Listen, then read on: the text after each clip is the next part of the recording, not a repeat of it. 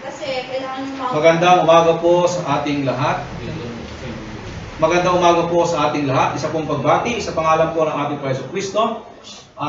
Tayo po ay maganda na sa ating pong pagsamba sa umaga ito. At tayo po ay sama-sama magpuri sa Panginoon. Sa ating mga kapatid sa Kita-Kita, sa ating mga kapatid sa Muñoz, sa ating mga kapatid sa San Jose City, gayon din po sa Olongapo City. Tayo po ay sama-sama na tumulog at magbigay ng ating pagpuri pa salamat sa ating Panginoon. Muli po, isa pong muling magandang umaga at nawa po ay mapagpala tayo ng Panginoon at mabigyan mo natin ang kaluguran ng Panginoon sa umaga ito. Ulitin po natin, Panginoon.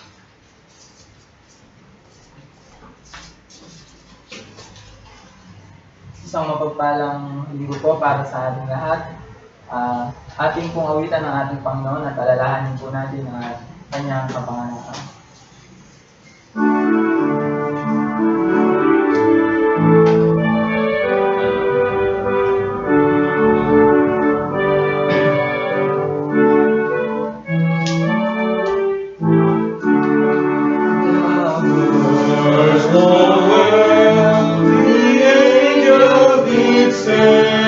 Was the certain for shepherds in field as they lay, in fields where they lay, keeping their sheep on a cold winter's night, that was advice so deep.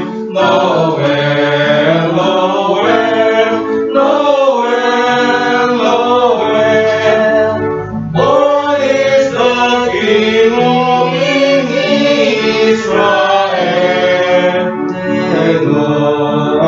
Hallelujah. And so a star shining in the evening, beyond and far, and to the earth it gave great light. And so it continued both day and night. Nowhere, nowhere, nowhere, nowhere. Born is the King of Israel. Nowhere, nowhere, nowhere, nowhere. Born is the King of Israel. Oh, herald angels sing, glory to the newborn King.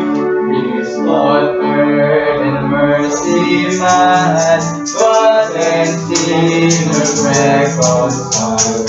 Joyful all creation rise, joy the triumph of the Christ. Sweet angelic notes proclaim, Christ is born in Bethlehem. Hark the herald angels sing, glory to the newborn King. Hail the heaven Prince of Peace, hail the Son of righteousness. Life and life to all He brings, revealing in His name. My grace is glorified, born man no more may die. Born to read the Son of earth, born to be the second birth. Hark the herald angels sing, glory to the newborn King. Hark the herald angels sing, glory to the newborn King.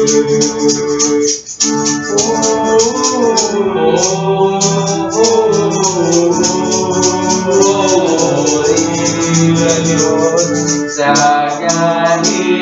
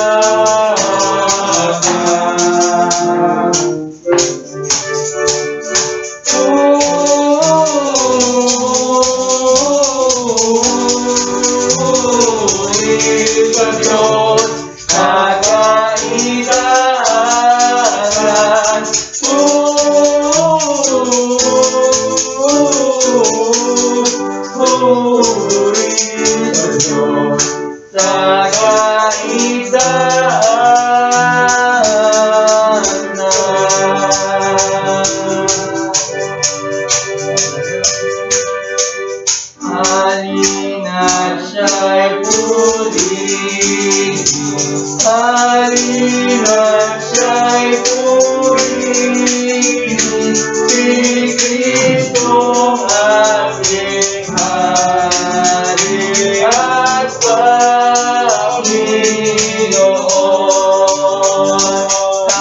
Halina't siya'y purihin, halina't siya'y purihin, si Kristong ating Hari at Panginoon.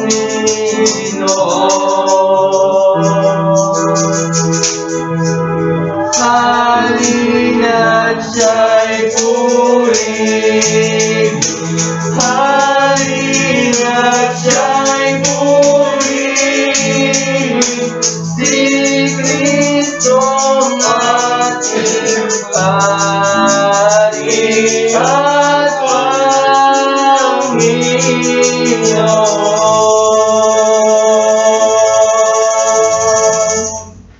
Ama namang Diyos ng mga Panginoon sa lahat.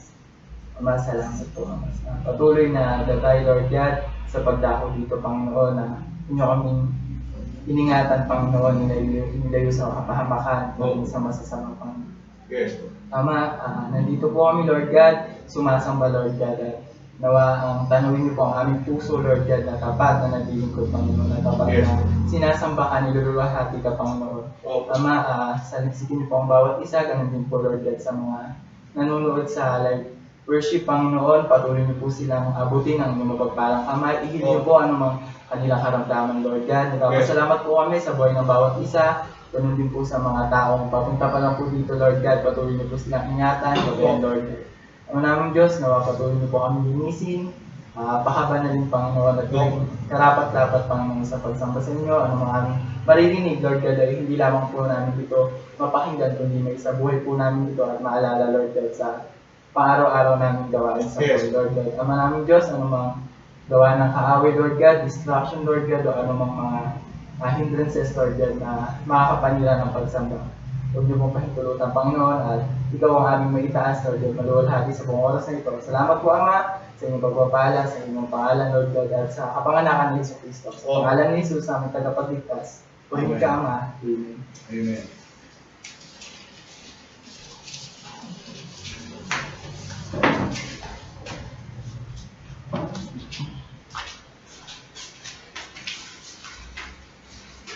Makibukas po tayo sa ating banal na kasulatan sa Hebreo 10 talatang 26 hanggang 31. At pagdating po sa 31, sabay-sabay po tayong lahat. Kung matapos nating makilala, tanggapin ang katotohanan ay magpapatuloy pa rin kayo sa pagkakasala. Wala nang ating maihahan, wala nang ating naihahandog sa ikapagpapatawad ng ating mga kasalanan. Ang naghihintay na lamang sa atin ay ang kakilakilabot na pag-uukom at ang naglalagablab na apoy na tutubog sa mga kaaway ng Diyos. Talatang 28. batay sa patutuon ng dalawa o tatlong saksi, ang lumabag sa kautusan ang lumabag sa kautusan ni Moises ay walang awang pinapatay. Gaano kabigat sa akala ninyo ang parusang nararapat sa taong humamak sa anak ng Diyos, lumapastangan sa dugong nagpatibay sa tipan at nagpabanal sa Kanya, at lumait sa mapagpalang Espiritu?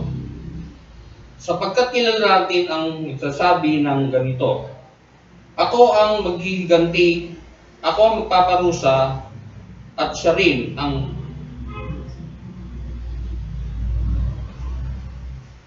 nagsabi, kahatulan ng Panginoon ang kanyang bayan. Makilakilabot ang mahulog sa kamay ng buhay na Diyos. Sabay-sabay po tayo. Alalahanin ninyo ang mga araw na nagdaan kung paanong kayo'y nagbilis ng matinding hirap matapos na kayo'y gunagan, ngunit hindi kayo ang free. Palain po ang salita ng Diyos sa araw na ito.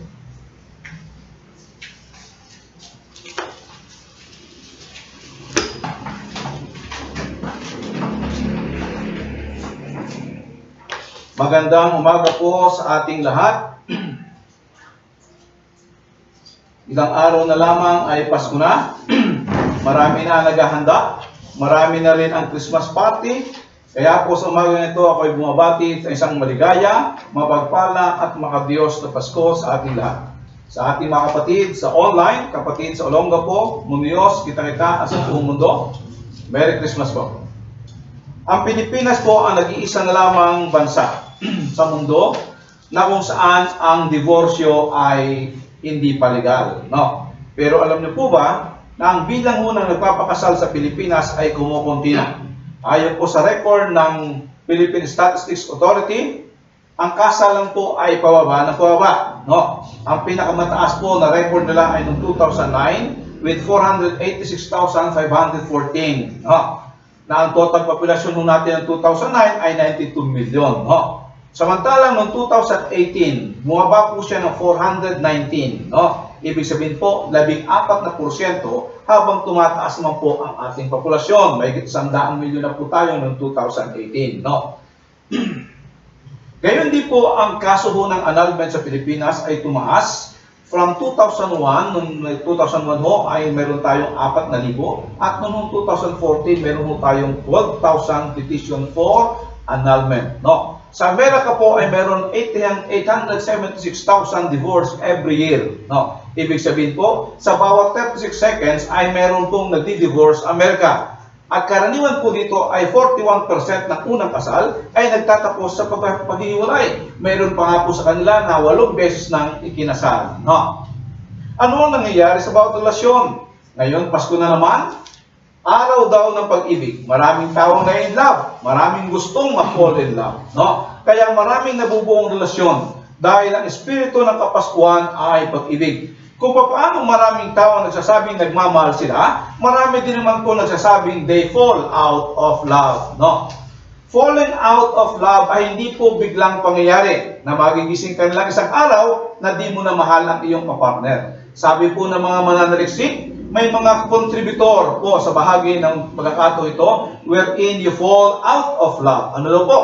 Pagpapanatili po ng tampo sa ating puso, sigurado po you will fall out of love. Pangalawa, no? Hindi pagbibigay ng halaga sa iyong kapartner, no? Sigurado po time will come, no? Pangatlo, hindi pagbibigay ng panahon para sa iyong kapartner. Pang-apat, mas mahalaga ang iba o damdamin ng iba kaysa sa iyong kapartner. At panlima, hindi mo pinalalalim ang ugnayan ng bawat isa. Yan daw po ang mga dahilan kung bakit maraming nafo-fall out of love. Alam niyo po ba na marami din pong Kristiyano ang nafo-fall out of love sa ating Panginoon? At yan po ang babala ng Biblia. At ang pag-uusapan po natin sa umaga ito is the danger of falling out of love. No, the danger of falling out of love. Tayo po muna is mandaling manalangin.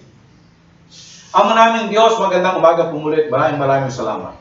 Sa umaga ito, salamat po sa inyo pong mga salita na nagpapatuloy na pagpapala sa amin. Banal Espiritu, kayo nga po muli ang mangusap sa amin. Itago niyo po ang inyong likod sa ilalim po ng lalikuran po ng inyong kabanalan. Kayo po ang makita, kayo po ang marinig, at kayo po ang magturo sa amin sa umaga ito. Kayo nga po magbigay sa amin ng puso na handa pong makinig at sumunod po sa inyong mga banal na salita. Salamat po sa pangalan ni Jesus. Amen. Ang lahat ng nagsasabing Kristiyano ay nakarinig. No, ulitin ko po. Ang lahat ng nagsasabing Kristiyano ay nakarinig, nakaunawa ng katotohanan ng Diyos. Nakita nila ang katotohanan, nagdesisyon sila na sumunod sa katotohanan. Subalit sa pagdaan ng mga panahon, may mga kahilingan silang hindi nila nakamit. Kaya ho, nagkaroon sila ng hinanakit sa Diyos. Nagtampo sila sa Panginoon at ang tampong ito ay pinanatili nila sa kanilang puso. Hanggang sa ang puso nila ay nagrebelde, lumago ang puso sa galit at nagbunga ng pagmamataas sa Diyos. Ang iba naman ay hindi pinahalaga ng katotohanan. Hindi nila binigyan ng panahon na pag-aralang mabuti ang katotohanan. Kaya sila ay nadaya ng mandarayang prinsipe ng sanlibutan. May mga iba naman na naging mas mahalaga sa kanila ang mga bagay sa sanlibutan kaysa ang salita ng katotohanan. Kaya po ang salita ng katotohanan na hindi tumimo sa kanilang mga puso. Sila ay nabighani sa kayamanan ng mundong ito at nawala ng pagnanasang maging mas malapit sa Diyos. Kaya sila ay na-fall out of love sa ating Panginoon. Ang ibig sabihin po sa salita po sa wikang ginamit po sa English is apostasy. No? Ang Tagalog po natin dyan ay pagtalikod. No? Apostasy is an intentional falling away or withdrawal or defection. I repeat, no? Apostasy is an intentional falling away or withdrawal or defection. Sabi po natin kanina, it is a process, no? Hindi po biglaan. Up to the point na gagawa ka na ng desisyon, then it becomes intentional, no? Maliwanag po yan sa sulat ni Juan, no? Sa sulat po ni Juan, sa unang Juan, kapitulo 2, talatang 19. Unang Juan, kapitulo 2, talatang 19. Ganito po ang ating mababasa. Kahit na sila ay mga dati nating kasamahan, ang mga tao ngayon ay hindi natin tunay na kasama. Sapagkat kung sila ay tunay na sa atin, nananatili sana silang kasama natin. Ngunit umalis sila upang maging maliwanag na silang lahat ay hindi tunay na kasama natin. Sa lunang tipan po ay may magagamit po tayo mga magagandang halimbawa. Halimbawa po, una si Haring Saul, no? Si Haring Saul ang unang-unang hari na pinili ng Diyos na maging hari ng Israel. Ito po ang nangyari nung inutusan po ng Diyos si Haring Saul, no? Sa unang Samuel, kapitulo 15, talatang 10, tinanong natin ang reaksyon ng Diyos. Nung si Saul po ay hindi sumuway sa Panginoon. Kung si Saul ay sumuway sa Panginoon. Unang Samuel 15:10, sinabi ni Yahweh kay Samuel sa verse 11, no? Nanghihinayang ako sa pagkapili ko kay Saul bilang hari, sapagkat tinalikuran niya ako at sinuway ang aking mga utos. Yung salita pong apostasy, ang Tagalog ay tinalikuran, no? Tumalikod si Haring Saul sa Diyos sa pamamagitan ng hindi niya pagsunod. Ang pagsuway ni Haring Saul ay nagpapakita ng nilalaman ng kanyang puso. Sa ikalawang Kronika, kapitulo 25, ay makikita ho natin ang kwento ni Haring Amasayas, hari ng Huda, no? Sabi po sa verse 2, unang Tesalonica 25, verse 2, naging kalugod-lugod kay Yahweh ang kanyang mga ginawa, ngunit hindi niya ginawa ang mga ito ng buong puso. Ito pala ang danger kapag tayo mo'y sumusunod sa Panginoon na hindi naman buong puso, no? Tinanong natin nangyari. Siya po'y inutusan ng Diyos na makipagdigma sa sambayan at siya po'y pinagtagumpay ng Panginoon. Verse 14, pagkatapos nila malupig ang mga Edomita, no? Kinuha ni Amasayas ang mga Diyos-Diyosan mga ito at dinala sa Jerusalem. Kinilala niyang Diyos ang mga iyon, sinamba at sinandugan. Ikinagalit ito ni Yahweh. Kaya sinugo niya ang isang propeta at sinabi kay Amasayas, bakit ka sumamba sa mga Diyos na ibang bansa na hindi nakapagliligtas sa kanilang sariling bayan mula sa iyong kapangyarihan? Mula nang sumuway siya kay Yahweh, talatang 27, nagkaroon ng sabwatan sa Jerusalem laban sa kanya. Kaya siya ay tumakas patungong Lakis, ngunit sinundan siya roon at doon ay pinatay. Mag-ingat po tayo na pag ang ating pong puso ay hindi po buong puso para sa Panginoon. Sa bagong tipan po ay magandang halimbawa ay si Judas Iscariote. Isa po sa 12 alagad ng ating Panginoon Kristo. Siya po ay may posisyon, no? Siya po ang tresurero. Nakasama po niya si Jesus sa loob ng 3 taon. Subalit tinalikuran niya ang katotohanan na minsan niyang niyakap at hinagkan. Ito po ang isa sa pinakamalalang kasalanan na nasulat sa Biblia. Bakit po? Dahil ito po ay isang paglabag na sinasadyang paglabag. Sabi natin, it is a deliberate and willful form of unbelief. No? It is not a sin of ignorance, but of rejecting the known truth. At bago dumating ang ating Panginoon Jesus, no? Bago bumalik ang ating Panginoon Kristo, ipinaunawa na po ni Apostol Pablo sa kanyang sulat sa ikalawang Tesalonica, kapitulo 2. Sabi ko dito, for it will not come unless the apostasy comes first. No? Sa Tagalog, no? Huwag po tayo magapadaya kanino man sa anumang paraan. Hindi darating ang araw ng Panginoon hanggat di pa nagaganap ang muling pag-iimagsik laban sa Diyos at ang paglitaw ng suwain ay tinakda sa kapahamakan. Kailan po ito magaganap? Sa huling panahon. At ako po ay naniniwala na tayo po ay nabubuhay sa huling bahagi ng panahon na kung saan ang pagtalikod at pag-iimagsik sa Diyos ay palala ng palala. Pag-aralan po natin ang sinasabi po ng manunulat sa Hebreo Kapitulo 10. At sa mga talatang ating binasa, ay bibigyan po natin 3 katangian ng tumalikod. Una, natin ang katangian ng tumalikod. Pangalawa, kalagayan ng tumalikod. At pangatlo, ang kabigatan ng hatol sa mga tumalikod. No? Unahin po natin ay ang katangian ng tumalikod, o katangian ng apostasy. Ano po ang katangian nila? Mabasa po natin ito sa verse 26. Nais ko po munang basahin sa English, sabi dito, for if we go on sinning willfully after receiving the knowledge of the truth, there no longer remains a sacrifice for sin. Sa Tagalog, matapos nating malaman at tanggapin ang katotohanan at sadyain pa rin nating magkasala, wala nang handog na mayaalay po para sa ikapagpapatawad ng ating mga kasalanan. Ito po ang pinakamabigat na bawala, pinakamabigat na paalala ng manunulat po sa buong Hebreo at sa buong Biblia, no? At narito din po yung pinakamatinding definition na sabi nating apostasy. It is the summary of ng mga tao na tinatawag nating tumalikod sa Diyos. No? Mayroon po 2 katangian ayon po sa talata.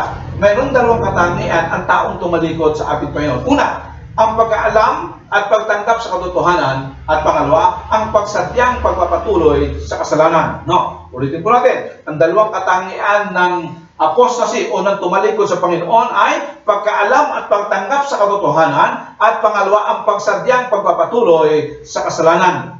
Unahin po natin. Una, pagkaalam at pagtanggap sa katotohanan. Sabi po sa verse 26, matapos nilang malaman at tanggapin ng katotohanan, pasadyain pa rin nilang magkasala. No. Ang lahat po ng tumatalikod ay hindi mananampalataya. Ang pumaliwanag sa Biblia. Ulitin ko po. Ang lahat ng tumatalikod ay hindi matunay na mananampalataya. Subalit hindi lahat ng mananampalataya ay tumatalikod o apostate. Ulitin ko po. Ang lahat ng tumatalikod ay hindi tunay na mananampalataya. Subalit hindi lahat ng hindi mananampalataya ay tumatalikod o apostate. No? Maraming tao sa kasaysayan ng sanlibutan ang hindi nabigyan ng pagkakataon na mapakinggan ang mabuting balita ng kaligtasan. Kaya hindi nila nalaman ang katotohanan. Kaya hindi sila kabilang sa mga tumatalikod. No? Ang tumatalikod ay mayroong kaalaman sa mabuting balita. At ang paggagamit sa salitang kaalaman na sa original ay lubos na pagkaunawa. No? It denotes full knowledge, understanding, and discernment. Sa madaling salita po, ang tinutukoy ng manunulat ay ang mga taong nakarinig, naniwala, at tumanggap ng katotohanan ng Biblia. No? Sa kanilang kaisipan, kabisado nila ang kaparaanan ng kaligtasan. Alam nila ang lahat na dapat malaman tungkol sa Diyos at tungkol sa kanyang pangangailangan ng tagapagligtas. Sila ang mga tinutukoy ng manunulat sa Hebreo Kapitulo 6, talatang 4. Ano po mababasa natin sa Hebreo 6, talatang 4? Sapagkat papaano pang panunumbalikin upang magsisi ang mga tumalikod na sa kanilang pananampalataya. Dati naliwanagan na sila, nakalasap ng makalangit na kaloob at naging kabilang sa mga tumanggap ng Espiritu Santo. Verse 5. Nakalasap na rin sila ng kabutihan ng salita ng Diyos at nakadama ng kapangyarihan ng Diyos na lubusang mahayag sa panahong darating. Sa madaling salita, kasama natin sa loob ng iglesia ang mga tinutukoy po dito. Sila ay kasama ng mga tunay na lingkod ng Diyos. Dumadalo sila sa Sunday School, nagbabasa ng Biblia, nagbibigay sa gawain ng Diyos, subalit wala kapangyarihan sa kanila ang salita ng Diyos. Hindi po pala sapat na malaman natin ang katotohanan. Kailangang manahan sa atin ang katotohanan. Ulitin ko po, hindi po sapat na malaman natin ang katotohanan. Kailangang manahan sa atin ang katotohanan.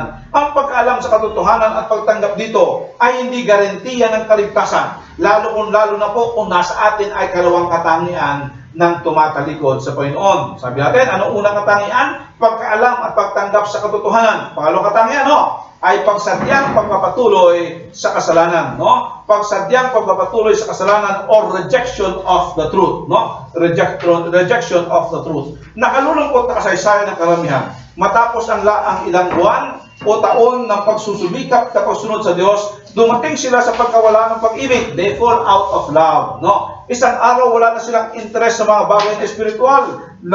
Wala na silang interest na lumakad sa daan ng Panginoon. At sila ay lumalakad sa daan na gusto nilang lakaran. Ginagawa nila ang gusto nilang gawin ayon sa kagustuhan ng laman. Unti-unting pag-reject, pagwawalang bahala, paglayo sa gawain ng Diyos, sa mga kapatid, sa fellowship hanggang sa tuluyang pagtalikod sa katotohanan, sa biyaya ng kaligtasan, hanggang sa dumating sa isang desisyon na iwan ang daan ng Panginoon, talikuran ang biyaya ng kaligtasan. Tama po ang paggagamit sa salitang Tagalog. Sabi ko dito, sadyaing magpatuloy sa pagkakasala. It means habitual and deliberate. No? It means habitual and deliberate. Hindi po ito tumutukoy sa kasalanan ng kahinaan. No? Hindi rin po ito tumutukoy sa kasalanan ng hindi pag-alam. Di ba? Mayroon tayo dalawang klase kasalanan. Yung the sin of omission and the sin of commission. Hindi po kasama dito yung the sin of omission. No? Yung alam mong bagay na hindi mo ginagawa. So ang tinutukoy dito ay ang pagsadyang pagkaalam sa katotohanan, subalit pagkapatuloy pa rin sa kasalanan. Ito po ay isang planado na may katigasan ng dibdib na magpatuloy dito hanggang sa ito ay maging habit na niya. Ito po ang magdadala sa pagpapaalis kay Kristo sa kanyang trono at sinasabi niya siya na ang Diyos ng kanyang buhay at hindi na si Kristo. Ang tunay na mananampalataya ay posibleng paminsan-minsan ay mahulog sa kasalanan, malayo sa malapit na ugnayan sa Diyos at sa kanyang mga lingkod.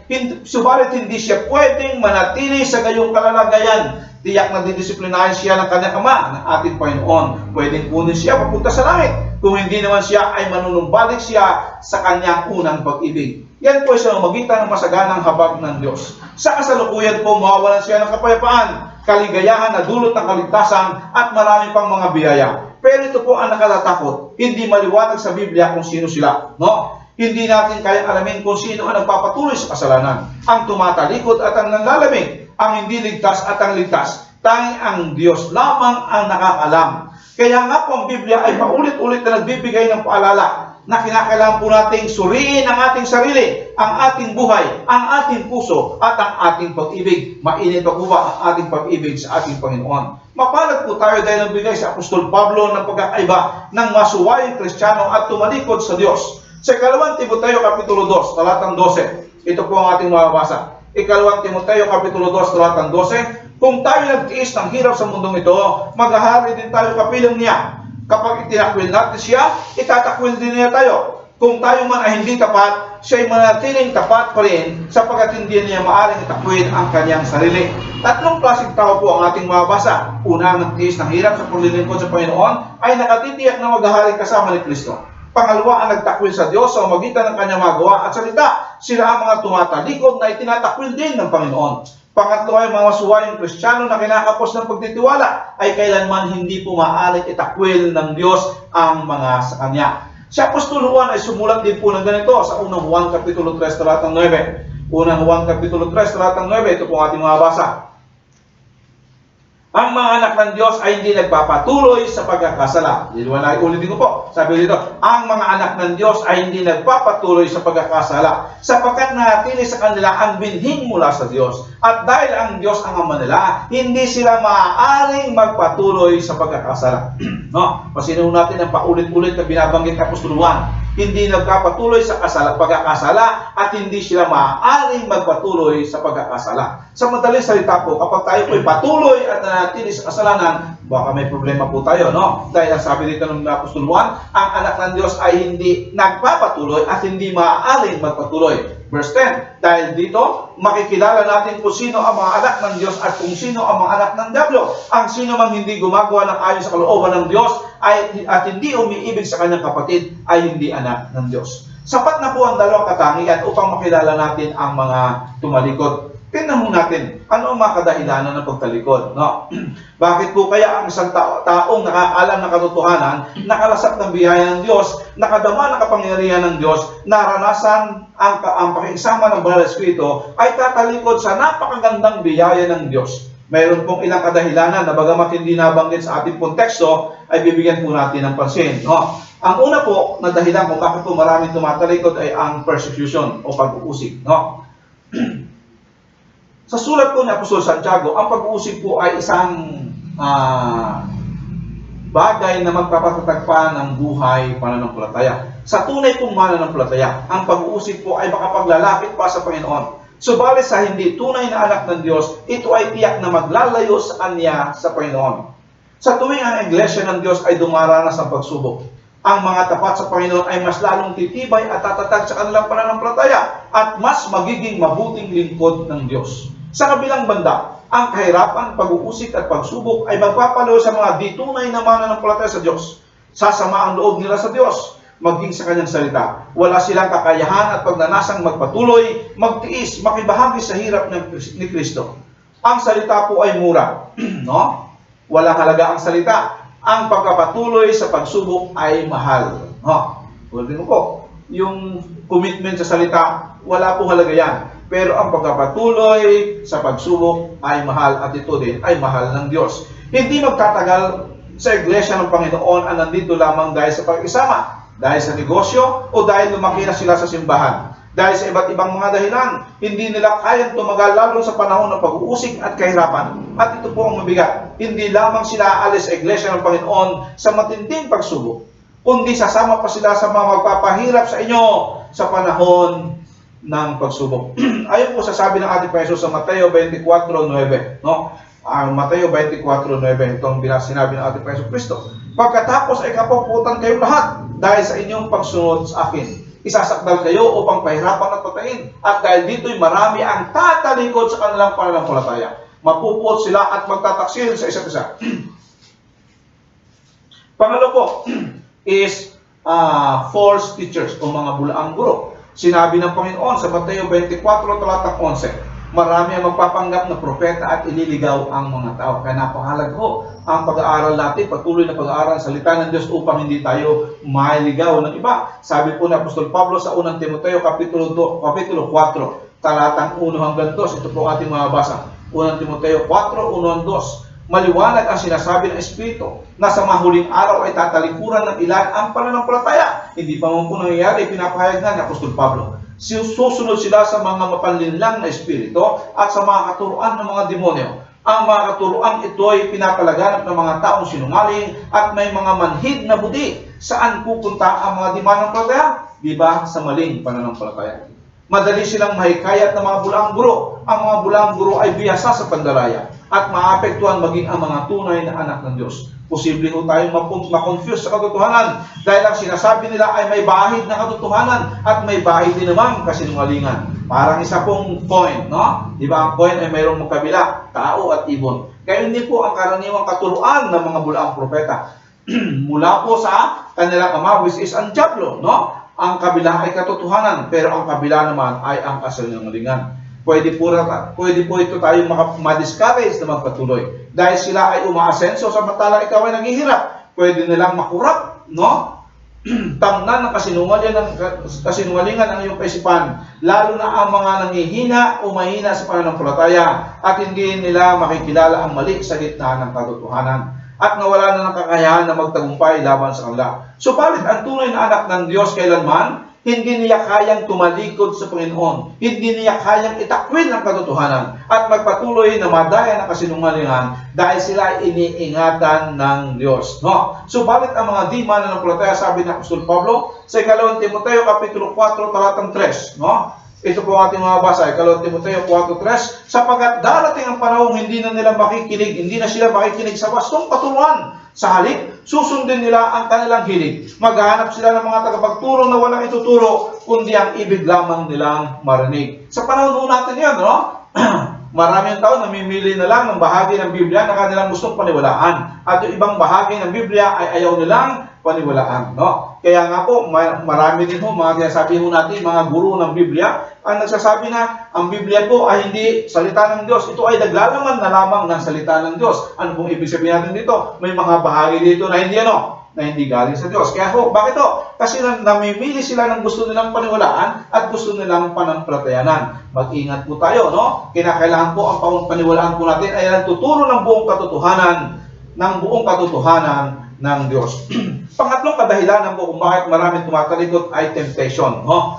Katulad din po ng persecution, ang temptation po sa isang mananampalataya ay lalo ito nagpapatatag ng mananampalataya. Naalala ko po yung isang author, sabi ng isang author, ang temptation daw po at persecution ay para daw pong tubig yan sa diamante. No? Pag pinagsama niyo po ang diamante at ang puwet ng baso, pareho po sila ang kinang. No? Pareho kumikinang sila pag nasa labas o nakalatag lang na ganyan. No? Pero pag inilagay niyo po sila sa tubig, makikilala niyo po ang puwet ng baso at ang tunay niya diamante. Kapag ang diamante po ay nakababad sa tubig, lalo itong kumikinang.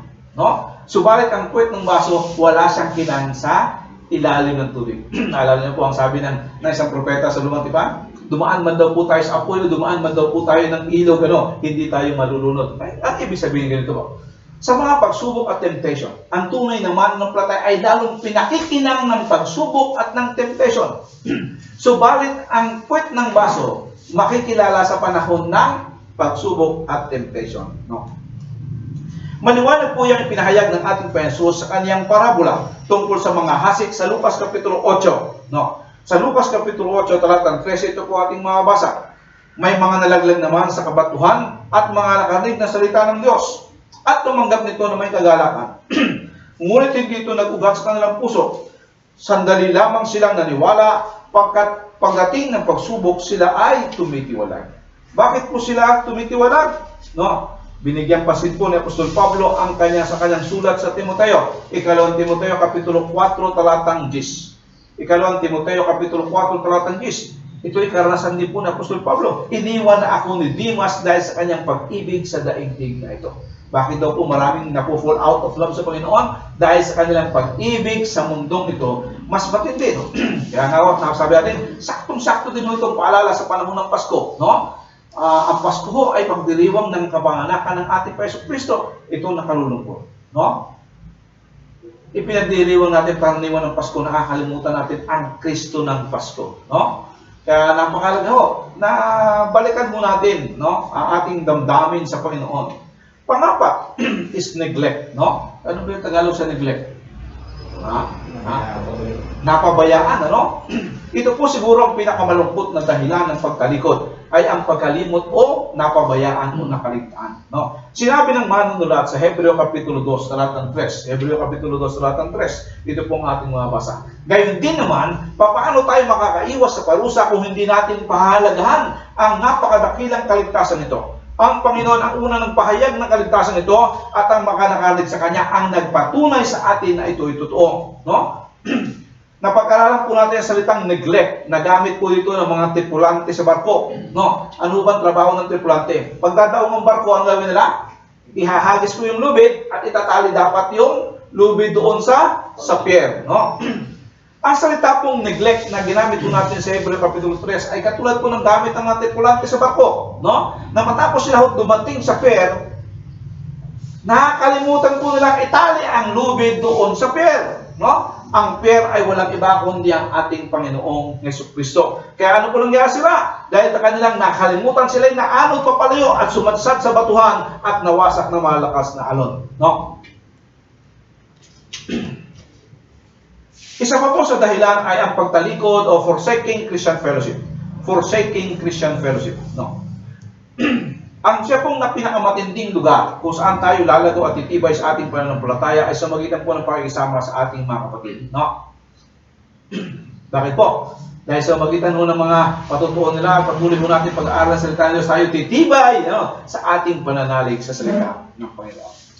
Pangalawang bahagi po, nakita natin ang katangian ng tumalikod. No? Anong katangian nila? Sila ho ay nakarinig na katotohanan, no? Naniwala sa katotohanan, at sila pa rin ay nagpapatuloy na nagkakasala. No? Pangalawa, ay natawag natin ang kalalagayan ng tumalikod. Ayon po sa ating talata, ano daw po ang kalalagayan ng tumalikod? Verse 27 hanggang verse 29. No? Ano po mga basa dito? Sabi ito, matapos nating malaman at tanggapin ang katotohanan at sadyain pa rin magkasala. Ano po? Wala nang handog na mayaalay para sa ipagkapatawad ng ating mga kasalanan. No. Verse 27, ang naghihintay na lamang sa atin ay ang kakilakilabot na paghukom at ang naglalagablab na apoy na tutupok sa mga kaaway ng Diyos. Ano po ang kalalagayan ng tumalikod? Ang sabi po ng Biblia, wala nang handog para sa ikapagpapatawad ng kanyang kasalanan. Tandaan po natin, si Jesus ay minsan lamang namatay. At yun ay sapat na. Subalit kapag tinanggihan natin ang biyaya ng kaligtasan na inalok ng Diyos, wala na pong pagkakataon pa, hindi na ulit mamamatay pa ang ating Panginoong Jesucristo. Ang kauna-unahang bunga o resulta o kabayaran ng pagtalikod ay wala ng handog na pwedeng makapaglinis ng kasalanan ng pagtalikod sa Diyos. Ang madaling salita, imposible ka nang maligtas. Hindi ka naaabot sa biyaya ng Diyos. Hindi ka naabot ng pagkilos ng Espiritu Santo. Bakit? Pinatigas mo na ang iyong puso at pinahintulutan ng Diyos na patigasin nga din ang iyong puso. Naalala po natin si Paraon sa Lumang Tipan, no? Binigyan ng Diyos si Paraon ng maraming salot. Sa una hanggang 5 salot lagi siyang paulit-ulit, hingi mo ako ng tawad sa Panginoon, hingi mo ako ng tawad sa Diyos, at tinutugon naman ng Diyos ang kanyang pagkahilingan. Subalit no ika-6 at 7 bahagi, sabi doon, pinatigas na ng Diyos ang puso ng Paraon. Ang Diyos po ay mapagbiyaya, no? Ang Diyos ay mapagbiyaya. Pero pagka ikaw mismo nagpatigas ng iyong puso, darating panahon, patitigasin na ng Diyos ang iyong puso, wala ka ng pagkakataon sa kasalanan. Dahil ang tanging makapagdadala sa atin sa banal na presensya ng Panginoon ay ang sakripisyo ng dugo at katawan ng ating Panginoon Jesus. Kapag ang handog ng Diyos sa pamamagitan ni Jesus ay ating tinanggihan at nilapastangan, sa pamamagitan ng pagsadyang pagpapatuloy sa pagkakasala, lahat ng pag-asa sa kaligtasan ay wala na. Opportunity is gone, hope is gone, eternal life is gone. Ang tanging epektibong handog ay handog ni Kristo, at ito ay ginawa ng minsan at hindi na kailanman mauulit pa. Ang tanging natitira na lang ay ang kasalanan at ang verse 27, sabi ito, ang kakilakilabot na paghukom at ang naglalagablab na apoy natutupok sa mga kaaway ng Diyos. No? Ano po ang naghihintay daw po sa kanila? Kakilakilabot na paghukom. Ang naghihintay na lamang sa atin, sabi dito, ang pangalawang kabayaran ay ang kakilakilabot na paghukom at ang naglalagablab na apoy natutupok sa mga kaaway ng Diyos. Yun na nga lang mapasok ka, no? Yun na nga lang mapasok ka, ay napakasakit, no? Ay mas lalo kaya yung iihawin ka, no?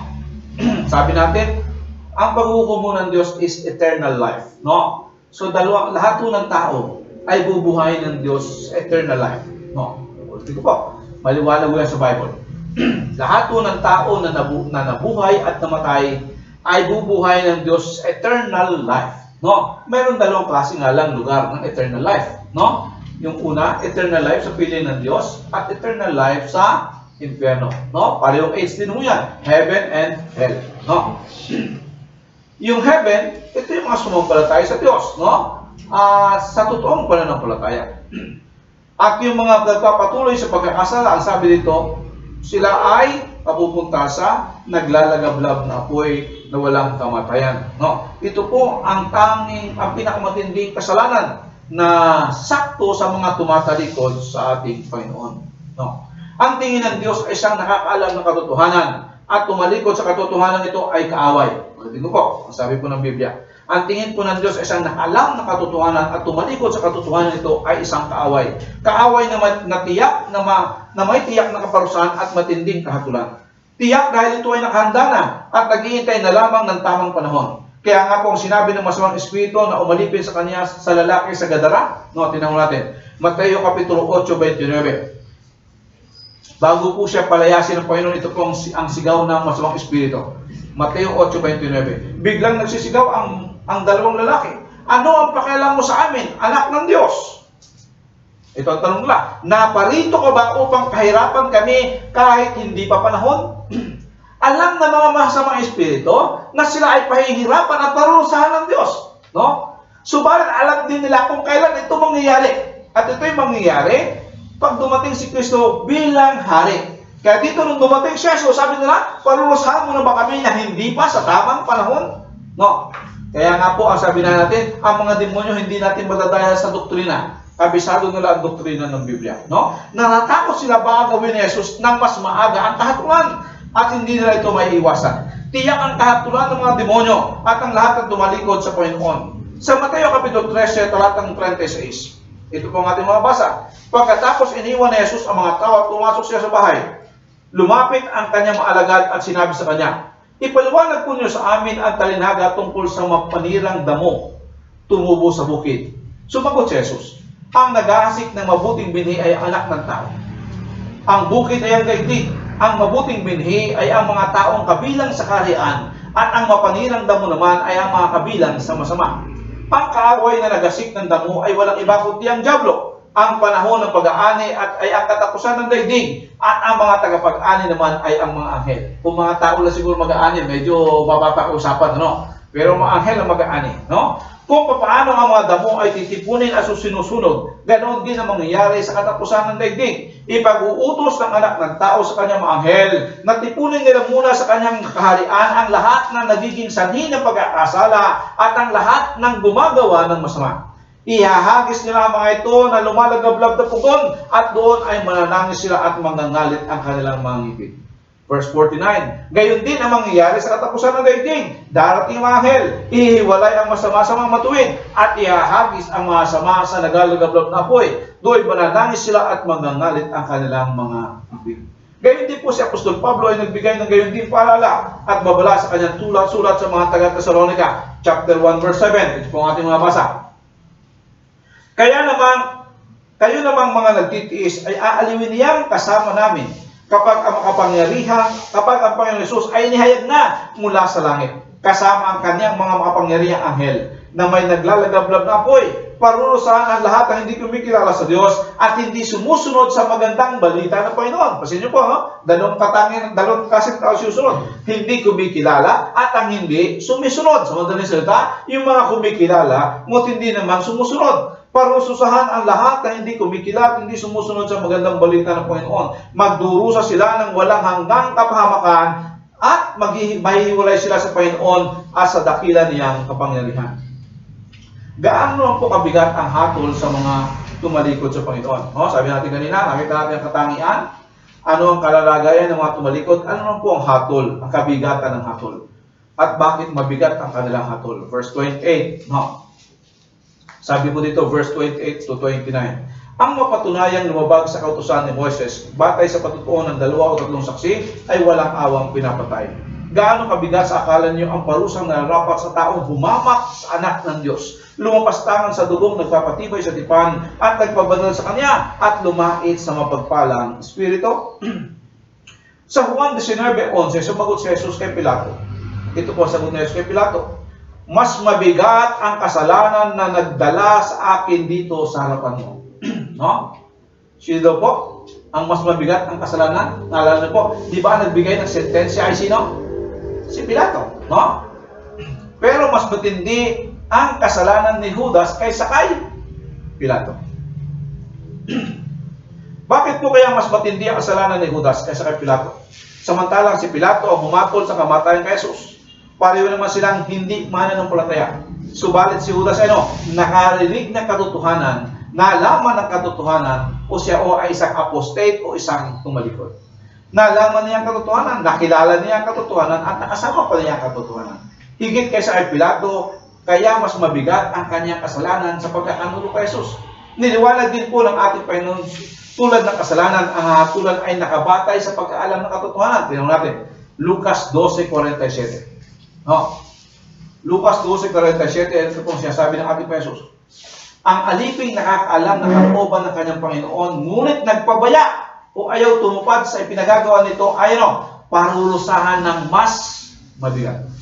Ibig sabihin, parang siguro may iba't ibang klaseng parusa, kasi impyerno siguro may degree ng apoy, Mayroong medyo low, medium, and high, Bakit? Sabi kasi dito, ang alipin nakakaalam ng kalooban ng Panginoon, ngunit hindi nagginagawa o nagpapabaya dito, tatanggap ng mas mabigat na parusa. Ngunit ang alipin hindi nakakaalam ng kalooban ng kanyang Panginoon, magkulang man siya sa kanyang tungkulin, ay parurusahan lamang ng magaan. Natin po ninyo? Sino daw po mas mabigat ang parusa? Yung nakaalam ng katotohanan at hindi ginagawa nito. Ang binigyan ng maraming bagay, hahanapan ng marami. At ang pinagkatiwalaan ng lalong maraming bagay ay pananagutin sa lalong marami. Kaya kung marami kong pinagkatiwala sa atin ng Panginoon, mas lalong malaki ang pananagutan natin sa Panginoon. Sa lumang tipan po ang kahatulan sa magitan ng 2 saksi. Ang hatol ng kamatayan ay pwede nang ibigay. Sa kaugalian po nila ganito. Kapag may nakita po yung isang tao na may kasalanan, no? Yun, kailangan mo ng dalawang saksi, no? Anong gagawin mo ng dalawang saksi? Pag ang kasalanan mo ng isang tao ay dapat parusahan ng kamatayan, yun pong nahuli nila nagkasala ay paakitin nila doon sa isang mataas na entablado. No? Anong gagawin po nila? Paharapin po ito na nakatalikod sa tao. At anong gawin mo? Yung unang saksi itutulak po niya, no? Nang nakatalikod yung tao mula doon sa entablado ng malakas, no? Anong mangyari? Babagsak ang tao una, likod, no? Sa lupa. At ang pangalawang saksi po ay ano? May dala-dala siyang malaking bato.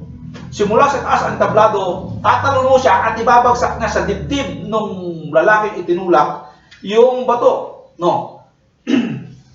Para bago lang mo ang mga tao ay magbabatuhan at para mabigay yung sentensya ng kamatayan. Sa kanila po napakahalaga ang saksi, ang dalawang saksi. Subalit po, tingnan natin. Alam ng mga Hudyo ang bigat ng parusa sa lumang tipan sa paglabag sa kautusan ng Moises. Ngunit niliwanag ng manunulat na mas matindi ang kahatulan na ipinahayag ng bagong tipan. Dahil hindi lamang ang kautusan ng kanyang hinahamak, kundi maging ang Diyos na nagbigay nito at ang Kristo na tumupad nito. Sabi sa verse 29, gaano kabigat sa akala niyo ang parusang nararapat sa taong humamak sa anak ng Diyos, lumapastangan sa kanyang dugo at nagpatibay at nagpabanal sa kanya. No? Ang pagkapatuloy po sa kasalanan ay nagpapalaya sa Diyos sa kanyang trono. At pag-agaw nito na sinasabi natin na tayo ng boss. Naalala niyo po, sinabi ni Satanas, sabi niya, ako'y uupo sa luklukan ng kataas-taasan. Kapag tayo daw po ay nagpapatuloy sa kasalanan, ay sinasabi natin, ako'y uupo sa luklukan ng Diyos. Bakit? Kasi ayaw natin sundin ang Diyos. No. Sa madaling salita, pagkapatuloy sa pagkakasala ay pagtatapoy sa Diyos, kabilang ang tatlong persona ng kadusan. No. Pasinin mo natin ang sabi sa verse 29. Sabi dito, sa akala niyo ang parusang narapas sa mata, humapak sa anak Diyos, lumapastangan sa dugong nagpatibay at lumalait sa mapagpalang Espiritu. Ang tumatalikod po sa Diyos ay nire-reject ang Ama. No. Apostasy involves total rejection of the Godhead, the Father, the Son, and the Holy Spirit. Ang pagtanggap sa anak ay pagtanggap sa Ama. At ang pagtatakwil sa anak ay pagtatakwil sa Ama. Itinaas ng Diyos si Jesus at binigyan ng pangalan higit sa lahat ng pangalan. At siya ang bugtong na anak ng Diyos na lubos niyang minamahal. Dahil sila ay iisa, magkaisa. Kaya ang tapakan mo ang anak ay maliwanag na pagtapak din sa Ama. Ang pagtatakwil at pagtalikod sa anak na magitan ng sadyang pagpapatuloy sa kasalanan ay malaking paghamak sa kabutihan ng Ama na nagsugo ng kanyang anak upang ikaw ay maligtas. Pangalawa, sabi natin, the apostate rejects not only the Father but rejects the Son. No? Sabi nito, lumapastangan sa dugong, nagpatibay sa tipan at nagpabanal sa kanya. Dalawa po ang paggamit na salita na bibigyan natin pa sa talatang 29. Sabi dito, who had trodden underfoot the Son of God. No? Yung sabi natin, trodden underfoot the Son of God, ito po ay idiomatic expression. Sa kanila po kasi pagka may gera, no? Yung nanalo hari, at yung sumukong hari, ang gagawin po ng sumukong hari, siya po ay hihiga sa lupa. No? At ang gawin ng haring nanalo, tatapakan po niya sa leeg yung natalo. Ibig sabihin po, nagsisimbolo na ang taong natalo ay hahalik sa lupa. No? Ito po yung ginamit ng manunulat. Kapag tayo daw po ay nagpapatuloy, matapos nating malaman ang katotohanan at nagpapatuloy pa rin sa ating kasalanan, ang sabi po ng manunulat, niyayapakan natin sa leeg si Kristo. No? Gaano kabigat na kasalanan yun na ang anak ng Diyos, no? Ang hari ng mga hari ay yapakan mo sa leeg. No? Pangalo po, sabi dito, ang ginamit sa Tagalog ay yurakan, no? Yurakan. Sa ibang salin mo dyan, kapag nasa mag-asawa, sa lalaki at babae, ang tawag ko dyan, tinaihan sa ulo. No? Yung niyurakan, yung karangalan, tinaihan sa ulo. No? Ang ibig sabihin ng puno ng niyurakan ay winalang kabuluhan ang ginawa ng ating Panginoong Jesucristo. No? Hindi mo lamang ho siya tinapakan sa leeg, na pinapakita mo na siya ay talo mo. No? Kundi winawalang halaga mo ang pag-ibig na ipinadama sa iyo ni Kristo. Kaya sabi natin, it is a total rejection of the Father. It is the total rejection of the Son. Dahil ang ginawa ni Kristo na kaligtasan ay nire-reject natin. Sa magitan ng pagpapatuloy sa kasalanan. Nung kami po ay nag-aaral ng Santiago noong nakaraang Merkules, napag-aralan namin yung bigat ng kasalanan, Ang pagkakasala pala, nagpapatuloy pala tayo sa kasalanan, ay pinalalahis natin si Kristo sa puso, Sa kanyang trono. At tayo na ang boss, Kaya mabigat ang kalalagayan ng mga tumalikod, Ang katangian na tumatalikod, sila ay nakaalam ng katotohanan, subalit nagpapatuloy pa rin, sinasadyang nagpatuloy sa kasalanan. Pangatlo, the apostates not only rejects the Father, not only rejects the Son, but rejects the Holy Spirit. Sabi sa verse 29, sila ay lumalait sa mapagpalang Espiritu. Sa ibang salin po, sa ang dating Biblia ang ginamit, umalipusta sa Espiritu ng biyaya. Ang sabi po ng Panginoon, pwede mong laitin ang Ama, pwede mong laitin ang Anak. Pwede ka magsalita laban sa Ama, pwede ka magsalita laban sa Anak, pero huwag kang magsasalita laban sa banal na Espiritu. Dahil ang banal na Espiritu, ang damdamin ng Diyos, yan ang puso ng Diyos. At ang sino mang lumalait sa banal na Espiritu, walang kapatawaran. Walang kapatawaran. By insulting the gentle, gracious leading of the Spirit, he rejects the Spirit. Kaya nga po, ang bigat ng tanong ng parusa, sabi sa verse 30, sapagkat kilala natin, nagsabi, akin ang pag-iiganti, ako ang magpaparusa, at siya rin nagsabi, hahatulan ng Panginoon ang kanyang bayan. Kakilakilabot ang mahulog sa kamay ng Diyos na buhay. Ang Diyos po natin ay hindi nagpapabaya sa kanyang pako. Gaya ng inaalala ng ilan, sa halip, nagbibigay siya ng pagkakataon sa lahat, sapagkat hindi niya nais na may mapahamak. Kung hindi ang lahat ay mapagsisi at tumalikod sa kasalanan. Subalit sa nakatingin na ng biyaya ng Diyos, sa nakakita ng liwanag ni Kristo at nagpatuloy sa kasalanan, ang sabi ng Biblia, wala nang iba pang pwedeng ibigay ang Diyos kundi ang isang malagim na kahatulan. Sana po ngayong Pasko, ipagdiwang natin ang Pasko na alalahanin natin ang Kristo ng Pasko. Sana mas lalong uminit pa nga ang ating pag-ibig sa Diyos. Ito yung pagkakataon para maglagay ho tayo ng thermometer. Uso ngayon lang diba? Temperature check. So ibig sabihin, magkaroon din po tayo ng temperature check. Ang Biblia po, ang manunulat ng Biblia ay paulit-ulit sa kanyang paalala na kinakailangan po natin suriin ang ating sarili. Ilagay din po natin temperature sa ating mga sa ating mga puso. Gaano pa kainit ang ating pag-ibig sa Panginoon. At kung medyo nanlalamig na, halimbawa, ano ba yung karaniwang malamig na temperature? Normal sa tao, at least hanggang 36.5, wala pang lagnat po yan, okay lang, medyo mas mataas, mas maganda yun, Pero kapag ikaw ay nasa 20, medyo pangit na yun, ibig sabihin, medyo hindi mahina na tibok ng puso mo. Sana po ngayong Pasko, tunay na respeto ang ibigay natin ng puso sa puso ng Pasko. Irespeto natin ang dahilan kung bakit may Pasko, sa pamamagitan lumayo tayo sa kasalanan, sa paglayo sa kasalanan. Hindi po siya sabi nating ang isang Kristiyano ay hindi nagkakasala. Pero ang sabi ng Biblia, ang isang tunay na Kristiyano ay hindi na nagpapatuloy sa kasalanan. Huwag nating pabayaang manlamig ang ating pag-ibig.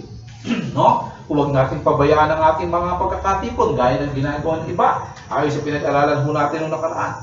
Pag-alabin natin ito, yung ating puso, yung ating pag-ibig. Palalimin natin ang pagkakilala natin sa ating Panginoon. Paano natin gagawin yun? Sa magitan ng pagbabasa ng salita ng Diyos at pagsunod sa lahat ng ating napag-aaralan, sa lahat ng ating nababasa.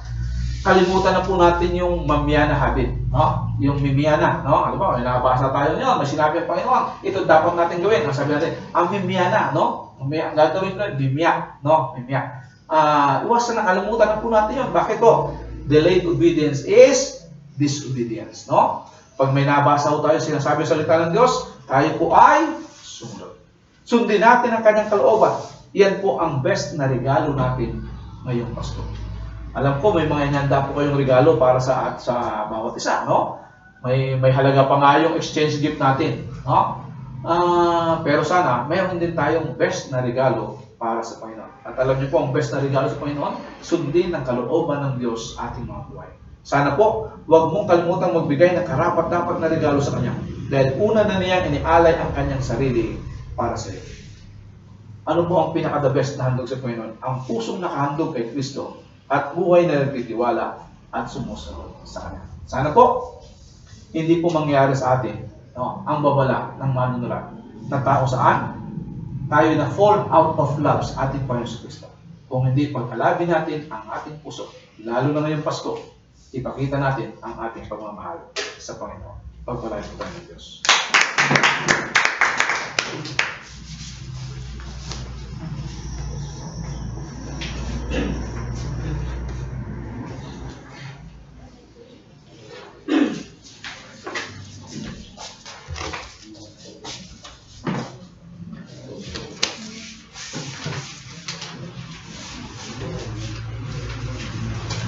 Sabi po sa Malakias verse 3 verse 10, dalhin ninyo ng buong buo ang inyong mga ikasampung bahagi sa tahanan ng Diyos upang matugunan ang pangailangan ng aking tahanan.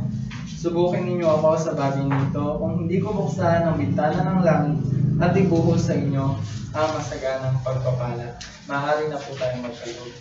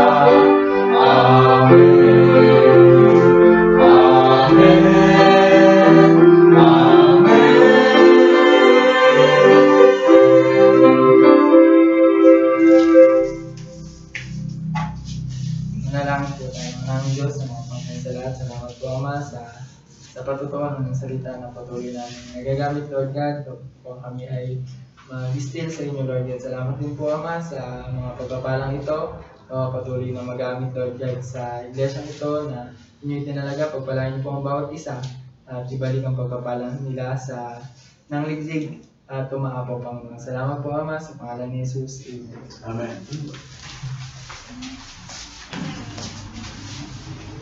Sabay-sabay po natin ipahayag ang ating pananampalataya. Sumasampalataya ako sa Diyos Amang makapangyarihan sa lahat, na lumalang ng langit at lupa, at kay Kristong bugtong na anak niya at ating Panginoon, na sa iwagan ng Espiritu Santo ay pinanganak ni Birhen Maria, nagdusa sa haton ni Poncio Pilato, hinako sa krus na matay at inilibing, bumaba sa dako ng mga patay, sa ikatlong araw ay nabuhay na muli, umakyat sa langit at naluklok sa kanan ng Diyos Amang makapangyarihan sa lahat, mula roon paparito upang humaan ang mga babae at mga patay. Sumasampalataya ako sa Espiritu Santo at sa banal na iglesyang laganap, sa kapuluhan ng mga taong binanan ng Diyos, sa kapatawaran ng mga kasalanan, sa muling pagkabuhay ng katawan, at sa buhay na walang hanggan. Shalom.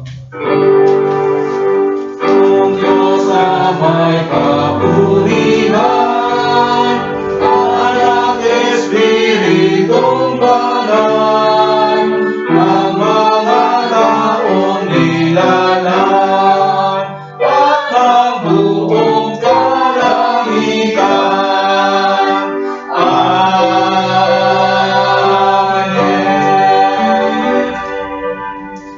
Maraming salamat po, Ama. Alam po namin na namin niyo po ang kapahayagan po ng aming pananampalataya. Maraming salamat po sa inyong paalala sa amin. Ayun yung mga salita. Tingnan niyo po paano pa kami, na sana po sa pagdiriwang ng Pasko ay maipadama namin sa iyo ang aming pag-ibig.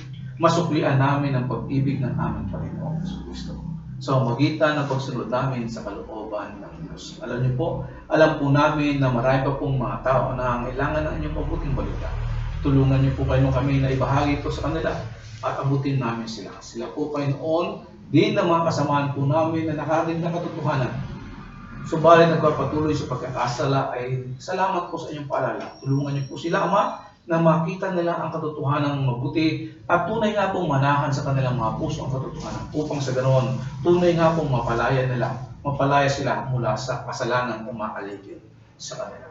Salamat po, Panginoon, sa pag-asa na mayroon po ang kami dahil kami ay tiyak pong iniingatan ng aming Panginoon Kristo. At nawa po, sa loob ng salingkong muli na pagharap po namin sa mundo, inihiling po namin ang pagsama niyo po sa amin. Ingatan niyo po ang bawat isa. Pag-initin niyo po ang aming pag-ibig. At lalo higit Ama, ipakita namin sa inyo na tunay ka nga po namin mahal. At sa umaga po ito, inihiling po namin sa pamamagitan po ng pagtaas ng kamay ng inyong lingkod, ay igawad niyo po sa amin ang iyong mawagpalang bendisyon. Pagpalain nawa tayo ng Panginoon at ingatan. Ilingat nawa ng Panginoon ang kanyang mukha sa atin at mahabag sa atin. Paliwanagin nawa ng Panginoon ang kanyang mukha sa atin. Bigyan niya tayo ng kapayapaan, mabuting buhay at mawagpalang Pasko mula ngayon at magpakailanman sa pangalan ng Ama at ng Anak at ng Espiritu Santo. Amen.